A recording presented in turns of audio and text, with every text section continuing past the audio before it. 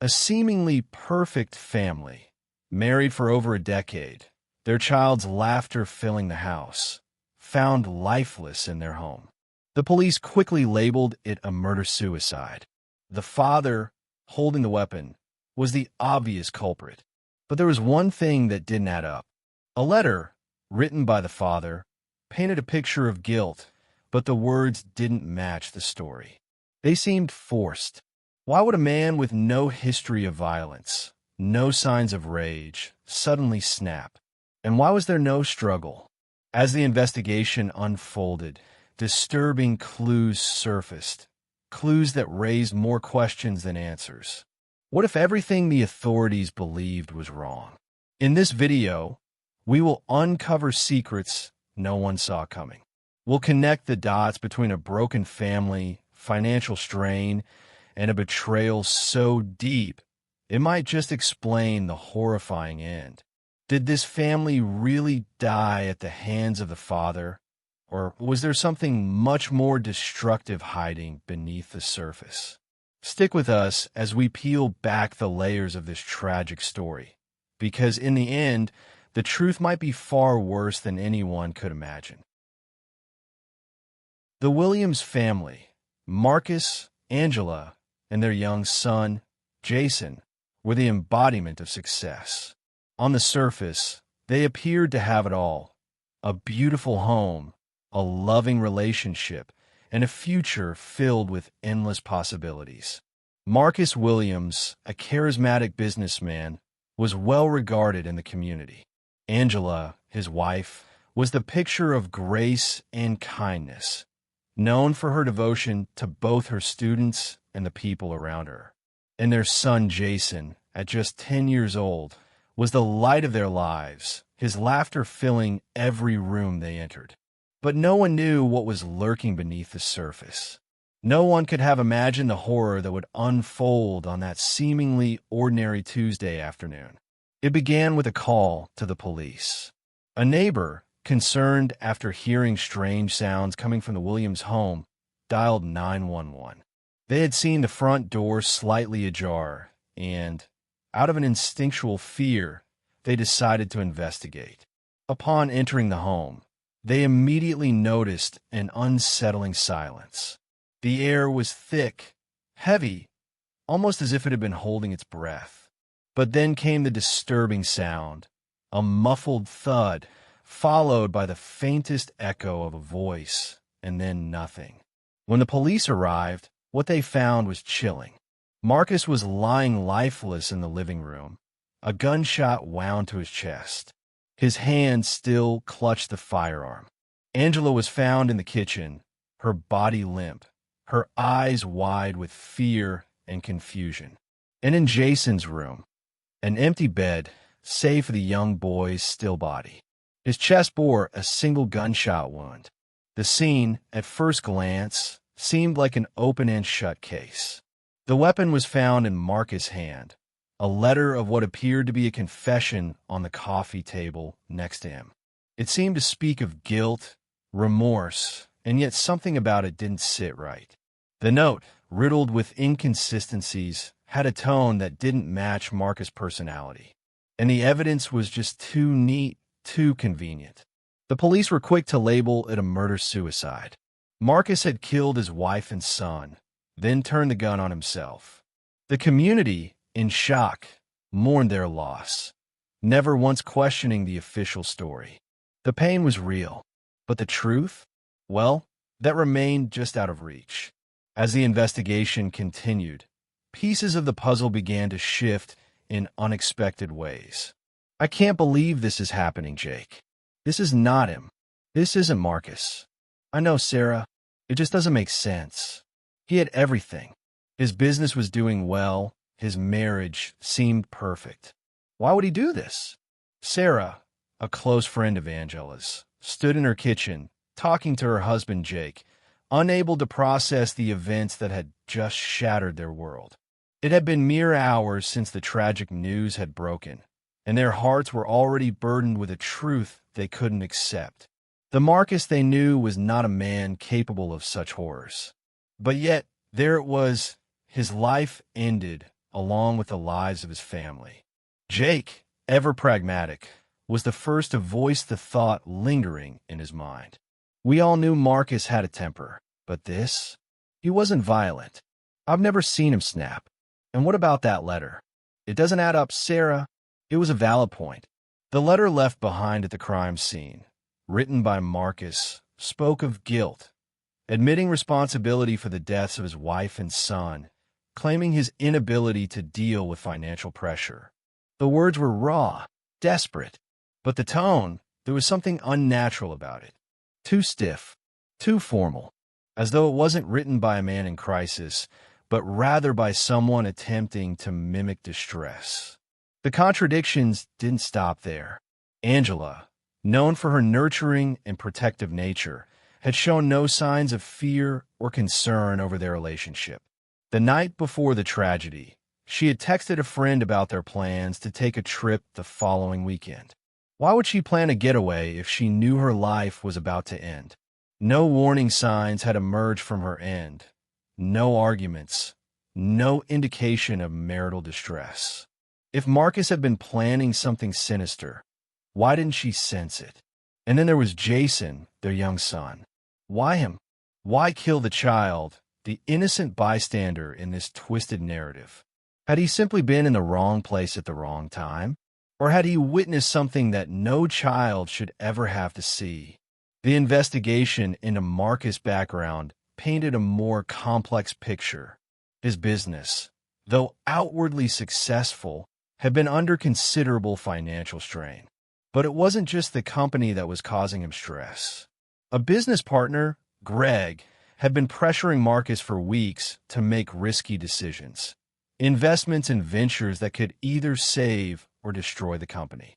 Could the strain of these decisions, paired with the mounting pressure, have triggered something in Marcus that no one knew existed? As days passed, the police started uncovering fragments of Marcus' life that didn't match the man everyone thought they knew. Quiet meetings at strange hours. Calls made in hushed voices. Friends and family started recounting moments of unease, something that hadn't been there before. I don't know what happened, but he wasn't himself lately, one of Marcus' colleagues revealed in an interview. He seemed distant, almost like he was hiding something. I didn't push him, but there was something off. It was as if the walls were closing in on him. The more the investigation progressed, the more questions piled up. Did Marcus truly kill his family? Or had someone close to him, set him up to take the fall? But there was one detail that stood out above all others. Just before the tragedy, Marcus had made a call to Greg, his business partner. The phone records confirmed the conversation. They had spoken for over an hour. What was said during that call? Was Greg aware of Marcus' state of mind? Had he pushed him too far? He couldn't have been behind it. It just doesn't add up, Jake said, his mind racing. Unless Greg had his own reasons for wanting Marcus out of the way. Was there something in Marcus' business dealings that had made him a threat? A betrayal that went deeper than anyone could have imagined? The answers weren't clear yet. But as the investigation dug further into the layers of Marcus' life, it was becoming clear that this wasn't just a simple murder-suicide. Someone was missing from the equation. And as the story unfolded, it would leave everyone questioning whether the person they thought they knew had truly been the victim all along. What do you think? Was Marcus truly the perpetrator? Or was there someone else pulling the strings? What did that final call to Greg really mean? Let us know your thoughts in the comments below. Could this have been avoided? As the days passed and the investigation continued, the cracks in the murder-suicide theory began to widen. The authorities had initially been quick to wrap up the case, labeling Marcus as the sole perpetrator. But something about that conclusion felt too easy. The more the detectives dug into Marcus' life, the more troubling questions arose. Could this really have been Marcus? Detective Lewis pondered as he examined the case file, his mind still unsettled by the lack of clear evidence. It just doesn't make sense. He was successful, respected, loved. This isn't the kind of man who just snaps. The note that had been found at the scene, supposedly written by Marcus, was troubling. It was a confession, yes, but there was something off about it. The language was strange, too formal, too distant for someone supposedly racked with guilt. It didn't match Marcus' personality. His family, his closest friends, all testified that he was a warm, loving man, never one for cold, detached words. I've failed my family. I've ruined everything. The pain of what I've done will haunt me forever. The note went on, but the tone didn't fit. Was this really a man confessing to murder? Or was this something more sinister? Could the note have been planted, made to look like a confession, but really just a clue to something much bigger? Detective Lewis flipped through Marcus' financial records. There was no sign of the crushing debt or financial ruin that would drive a man to take such drastic actions. His business was thriving. His wife, Angela, was a respected teacher with no known issues. And Jason, their son, had been a bright, happy child. There were no signs of domestic violence, no history of rage. The more the investigators examined Marcus' life, the more they came to a chilling realization. There was nothing in his past that pointed to such a violent end. Why would a man like Marcus do this? Detective Lewis asked himself as he paced the room. There's got to be something else going on here. Something we're missing. Meanwhile, a sense of unease began to settle over Marcus' colleagues. His business partner, Greg, was noticeably absent from the scene. He hadn't been seen at the funeral, nor had he made any public statements about the deaths. It was unusual, too unusual. They had worked together for years, and Greg had always been the one to handle the tough decisions. Decisions that now, in hindsight, seemed more questionable. It's not like Greg to stay silent. He's been acting strange for weeks now. One of Marcus' former associates remarked, recalling the uneasy exchanges they'd had in the days leading up to the tragedy. Greg had been pushing Marcus hard, urging him to take risks in the business.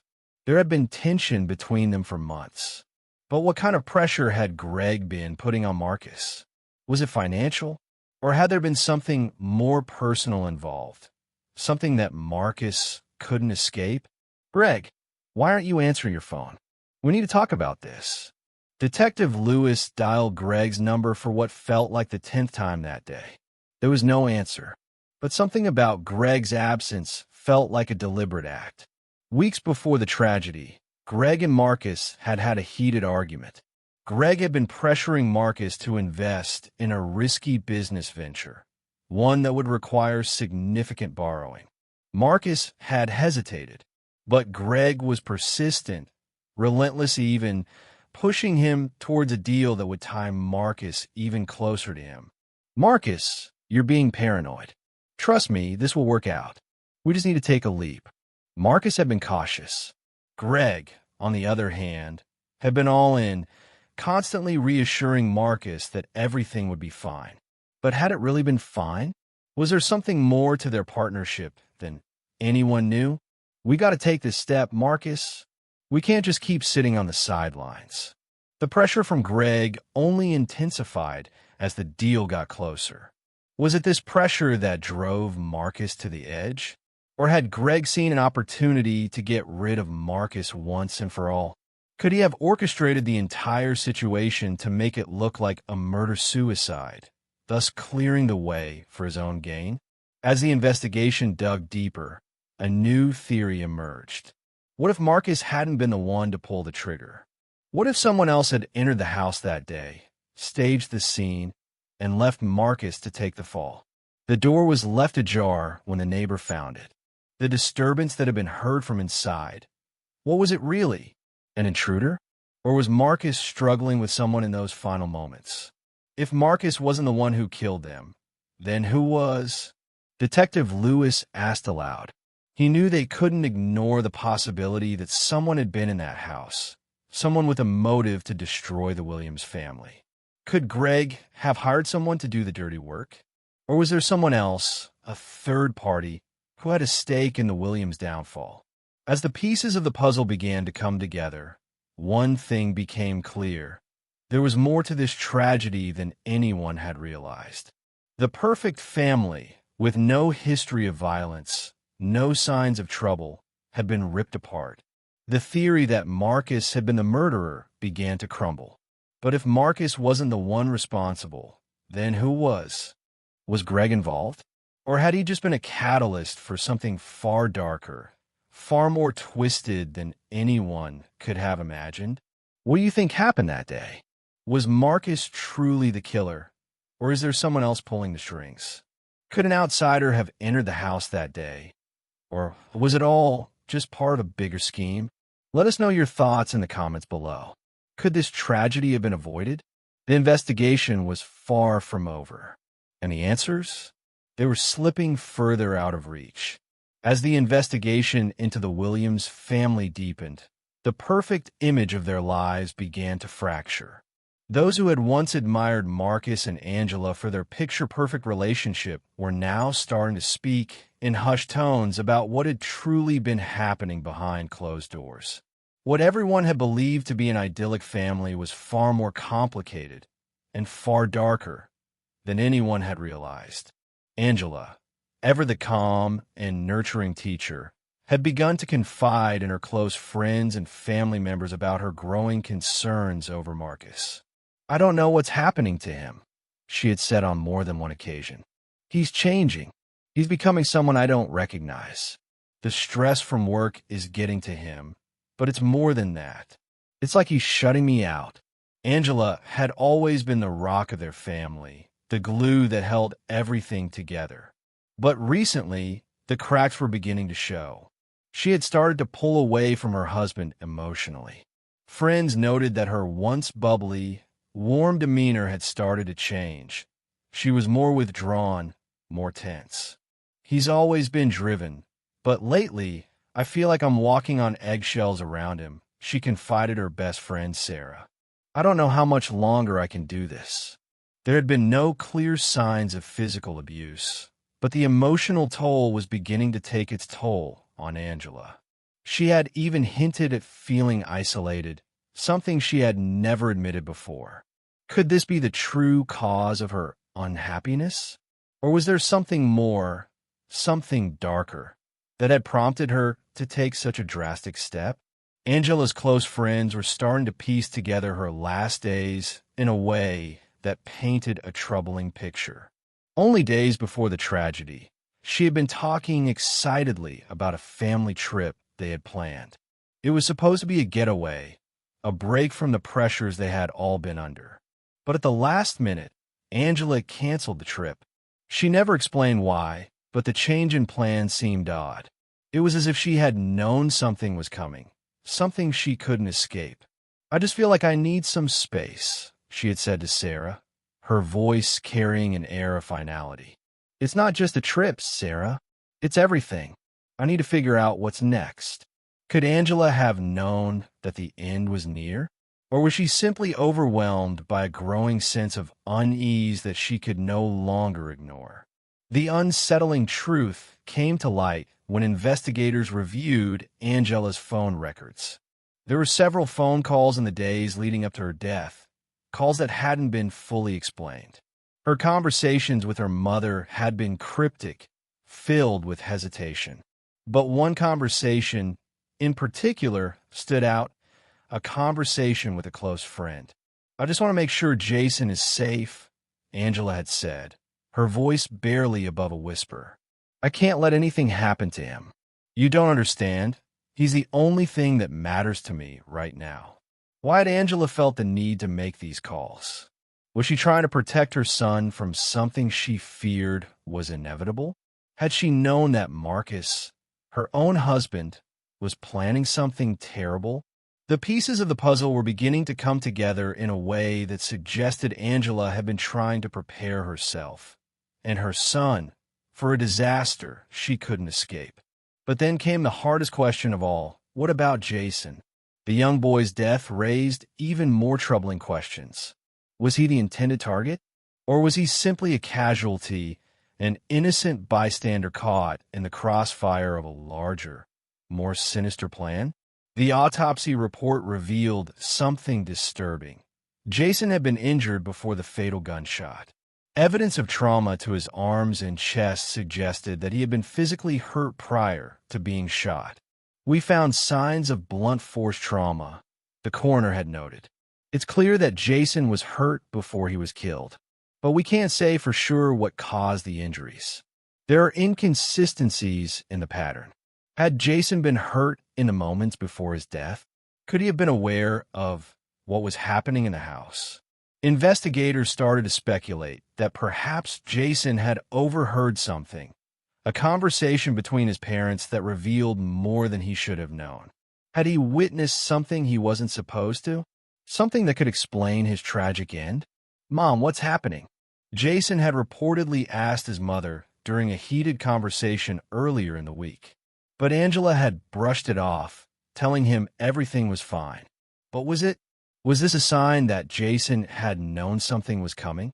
Or was it simply a child's innocent inquiry in the face of growing tension in the home?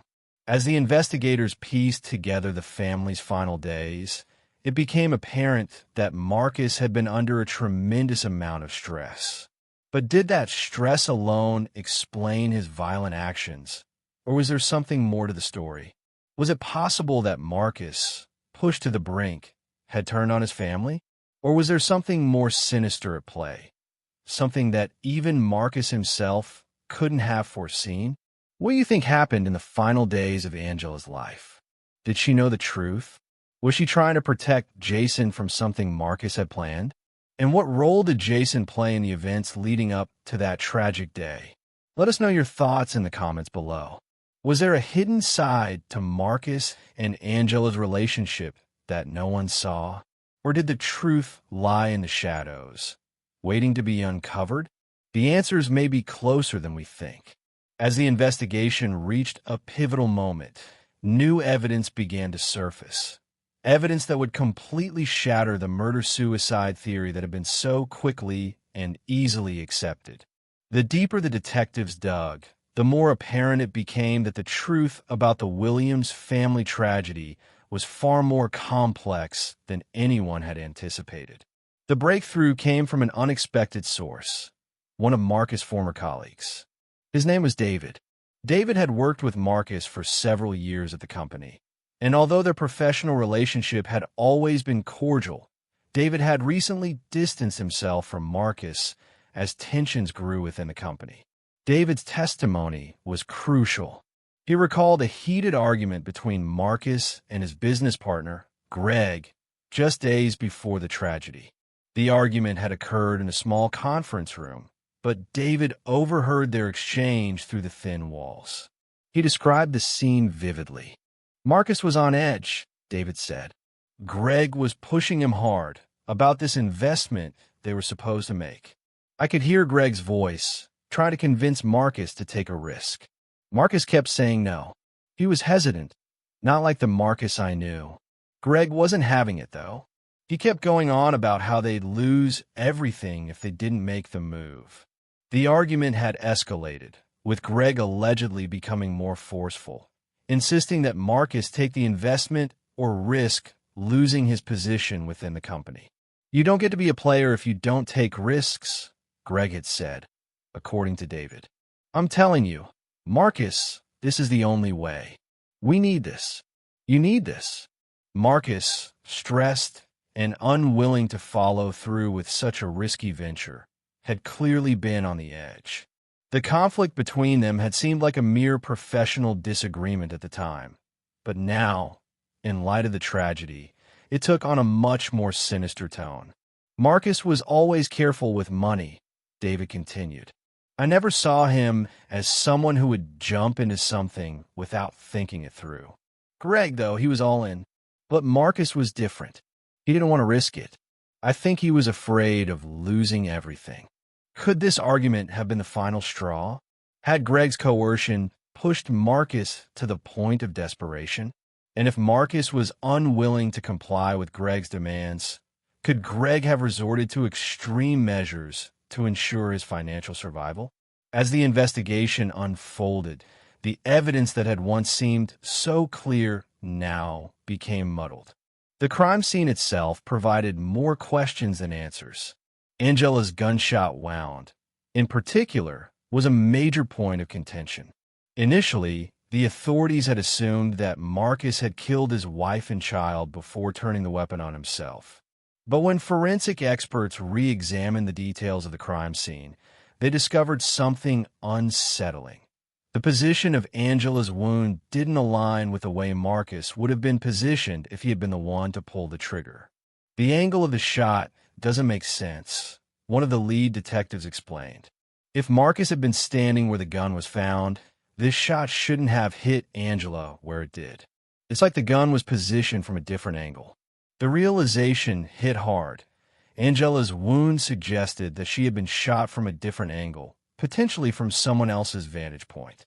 The evidence was beginning to point away from Marcus, and the more the detectives pieced the facts together, the more it became clear that the scene had been staged. The neatness of the crime scene, the letter, the position of the bodies, was too convenient. Someone was trying to make it look like Marcus had committed the act, but the evidence told a different story. The investigation quickly turned to Greg.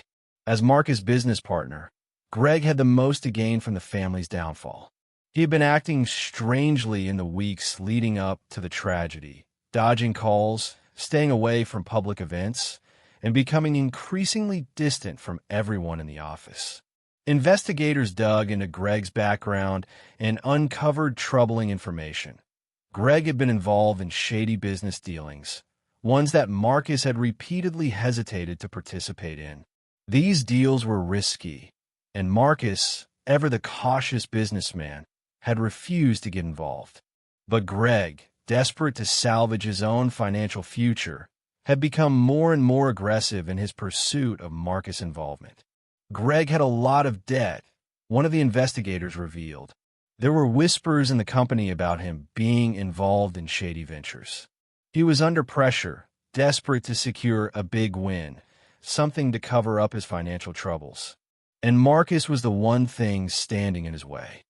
Greg's motives were becoming clearer by the day. Could he have orchestrated the murders to ensure that Marcus was out of the picture? The crime scene, the argument between them, and Greg's desperation were all beginning to point in one direction. Greg had something to hide, and Marcus' death was his ticket to freedom. As the investigators closed in on Greg, they uncovered even more unsettling evidence. One of Greg's associates, a man named Richard, came forward with a chilling revelation. Richard had overheard a conversation between Greg and an unnamed individual just days before the tragedy. The conversation, while vague, had implied that Greg was seeking help to take care of a problem that was threatening his financial stability. "I don't care how it happens," Greg had allegedly said in the conversation. "Just make sure it's done. Marcus has to be out of the picture. It's the only way." Richard, reluctant to get involved at first, had kept his silence until he saw the news of Marcus' death. The words he'd heard weeks earlier suddenly made sense, and he realized that he could no longer remain in the dark. He had a duty to come forward. Could Greg have hired someone to kill Marcus and his family? Did he plan the entire thing, making it look like a murder-suicide, all while benefiting from Marcus' death? The pieces of the puzzle were beginning to fall into place, but there were still many questions left unanswered. As the investigation into Greg's involvement grew more intense, the question remained, was Greg the mastermind behind the murders, or was there someone else still lurking in the shadows, pulling the strings? What do you think? Could Greg have been the one behind the deaths of Marcus and his family? Or is there someone else involved, someone who is yet to be uncovered? Let us know your thoughts in the comments below. What do you believe happened in the final days of the Williams family's life? The twists and turns of this case were far from over. The truth was within reach, but would they find it in time? Months passed as the investigation into Marcus and Angela's deaths continued to unravel, and the pieces of their lives began to reveal themselves in a new and far more troubling light. For those who had known the Williams family, the shock of their sudden deaths had been deep but the mounting revelations would soon leave them reeling even more. The truth, it seemed, was not what anyone had believed. As the detectives dug deeper into Marcus' background, they began to uncover a troubling pattern. One of risky decisions, hidden financial struggles, and a willingness to put his family's security at risk in ways no one had known about. Marcus, the charming businessman with an outwardly successful career, had been concealing a mountain of stress. Behind the facade of financial success, Marcus was drowning in debts he had kept hidden from his wife, Angela. I didn't know he was struggling. Marcus always told me everything was fine, Angela's sister, Lisa, had said in one of her interviews with the police. But I guess he wasn't fine. He wasn't the man I thought he was. The pressure had been mounting for months. Marcus, burdened by business deals that were slowly falling apart, had begun making risky investments, trying to save a sinking ship while pretending everything was under control. But the debts, the financial troubles, and the weight of his secret were beginning to take their toll. The cracks in Marcus' life were widening, and soon they would become impossible to ignore. But the real shock came when investigators uncovered disturbing evidence from Marcus' past, one that painted a picture of a man who had, in some ways, always been walking a tightrope. They found evidence of previous conflicts, both personal and professional, that had been carefully concealed. In one instance, Marcus had been involved in a lawsuit with a former business partner over a failed real estate venture. The case had been settled quietly, and no one knew the details. But the settlement was steep, and it had forced Marcus into a position where he had to borrow money just to stay afloat. The deeper the detectives dug, the more they began to understand how Marcus had been manipulated by those around him. One particularly chilling discovery was a set of emails between Marcus and his business partner, Greg, dating back several months before the murders. These emails showed that Greg had been pressuring Marcus into risky financial decisions, urging him to invest in ventures that would ultimately bleed Marcus dry. "Marcus, you need to trust me on this. We have one shot at getting out of this mess, but it means taking a big risk. You can't back out now." Greg's words echoed through Marcus' inbox. Marcus, it seemed, had been cornered. Greg was persistent, and Marcus was growing desperate. If he didn't make the right moves, he risked losing everything: his business, his reputation, his family's financial future. But as the tension between Marcus and Greg grew, so did the secrets. Marcus began to suspect that something wasn't right. He started questioning Greg's intentions. Was he truly trying to help, or was he setting Marcus up for failure? "I don't know, Greg. I feel like I'm being pulled in too many directions. I can't afford to lose it all." Marcus had confessed during a tense phone call just days before the tragedy. "You're not going to lose everything, Marcus. Trust me, this deal will save you. Don't be stupid." Greg's voice was sharp, commanding. "This is your chance." The relationship had soured, and Marcus was beginning to realize the depth of his involvement in a financial scam orchestrated by Greg. Greg had lured Marcus into this mess, and now that Marcus was beginning to see the full extent of it, Greg wasn't about to let him walk away, especially not if it meant exposing his own wrongdoing. The investigators, now understanding the full scope of Marcus' financial predicament, were able to piece together the final, devastating revelation. Greg had manipulated Marcus into taking on a fraudulent investment, one that was designed to fail. When Marcus finally realized he was being taken advantage of, it was too late. The consequences of his involvement would have been catastrophic, not only for Marcus but for his family as well. In a desperate attempt to protect Angela and Jason from the fallout, Marcus began to withdraw from Greg's schemes. But that move, it seemed, was the final straw. Greg, unwilling to let Marcus expose him and destroy his own financial empire, had decided to take matters into his own hands. He knew that if Marcus became a liability, he had to eliminate him. So, Greg orchestrated the murders, making it look like a murder-suicide in a final attempt to cover up his role in Marcus' downfall. But in the end, Greg's plan backfired. The meticulous efforts to stage the scene only raised more questions, and the detectives soon connected the dots, revealing the hidden truth that had been buried beneath layers of lies and deception. As the community came to terms with the truth, the emotional impact was profound. The residents of the quiet suburban neighborhood had been shaken to their core.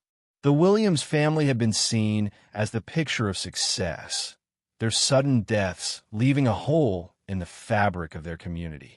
They had mourned the loss of a family they thought they knew, but the truth was something entirely different. "I can't believe it," said a neighbor, who had known Marcus and Angela for years. "I always thought they were the perfect family. How could this happen? How could Marcus have been hiding all of this from us?" The shock and disbelief rippled through the entire community as they came to terms with the truth. Marcus, the charming businessman, had been caught in a web of lies and deceit, manipulated by the very person he trusted most.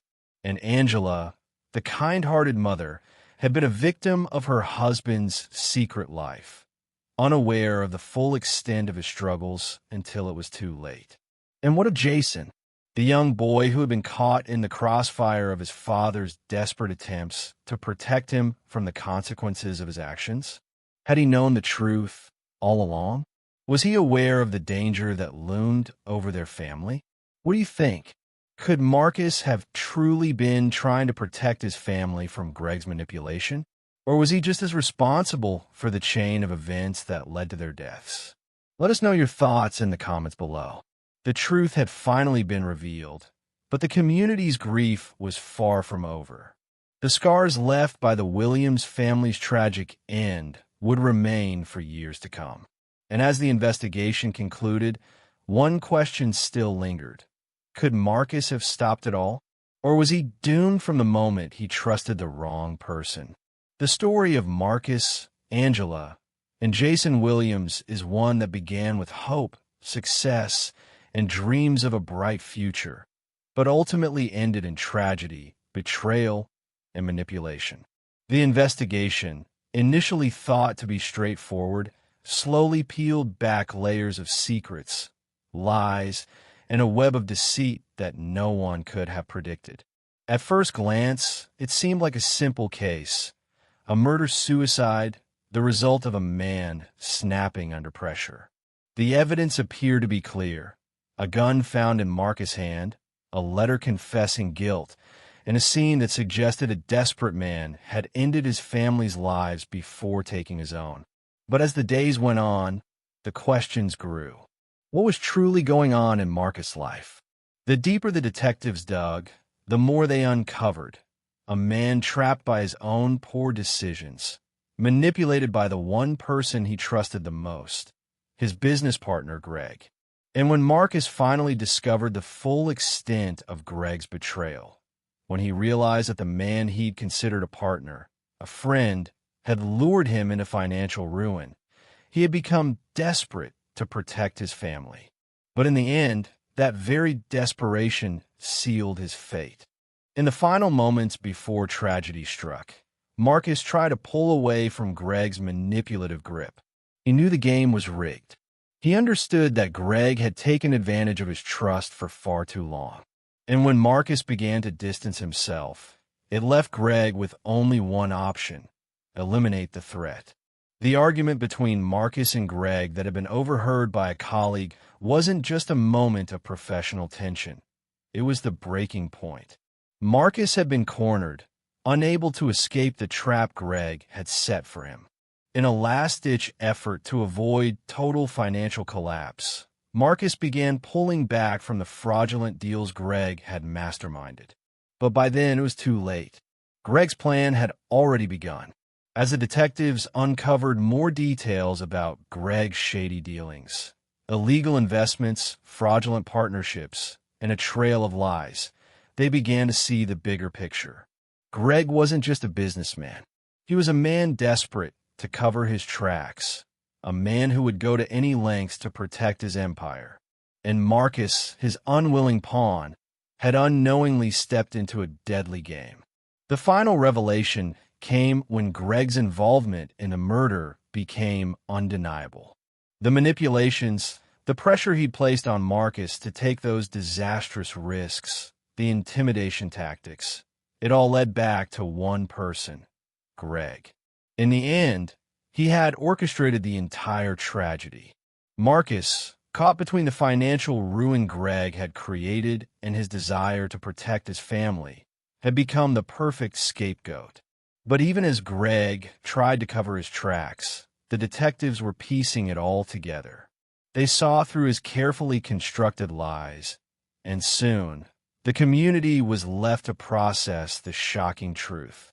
The emotional impact on the community was profound. The Williams family had been adored by their neighbors, their friends, their colleagues. Marcus was seen as a driven, successful businessman. Angela as the nurturing mother and teacher everyone looked up to. And Jason, their bright and cheerful son, had been the heart of their lives. The loss of such a family left a hole that could never be filled. But in the aftermath, the community found themselves grappling with a devastating realization. They had been deceived. They had mourned Marcus, Angela, and Jason under false pretenses. What seemed like a tragedy of love lost and a family torn apart was, in reality, a story of manipulation, betrayal, and murder. The truth had been buried beneath layers of deception, and now that the facts had been uncovered, it was hard to see the family they had known in the same light again. What really happened? Was Marcus truly responsible for the deaths of his family, or was he, in the end, just another victim in a much larger game of manipulation? How many people, how many victims, are there hidden in the shadows of this tragedy?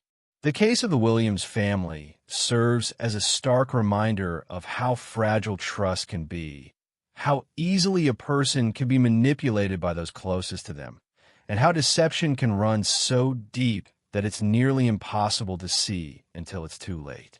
What do you think really happened? Did the police miss the signs, or was this case just an unfortunate tragedy waiting to happen?